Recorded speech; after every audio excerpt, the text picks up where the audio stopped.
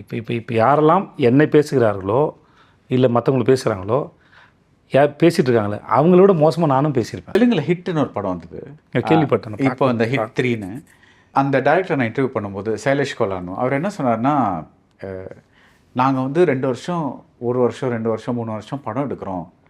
Reviewers நீங்கள் வந்து என்ன பண்ணுறீங்க, ஒரு படம் பார்க்குறீங்க, ஒரு 3 மணி நேரம் 4 மணி நேரம் ஏதோ அனலைஸ் பண்ணிவிட்டு உடனே ரிவ்யூ பண்ணுறீங்க. சில பேர் அது கூட இல்லை, உடனே வந்து ட்விட்டர் கிட்டன்னு போட்டுறாங்க. இது எந்த விதத்தில் நியாயம்னு அவர் கேட்டார். நீங்கள் அதை எப்படி பார்க்குறீங்க?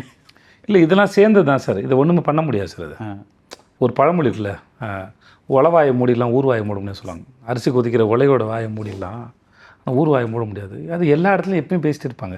இன்றைக்கி யூடியூப்பில் உட்காந்து பேசுகிறீங்க, தெருமுக்கில் டீக்கரில் நான் இப்போ இப்போ இப்போ யாரெல்லாம் என்னை பேசுகிறார்களோ இல்லை மற்றவங்களை பேசுகிறாங்களோ பேசிகிட்டு இருக்காங்களே அவங்களோட மோசமாக நானும் பேசியிருப்பேன்.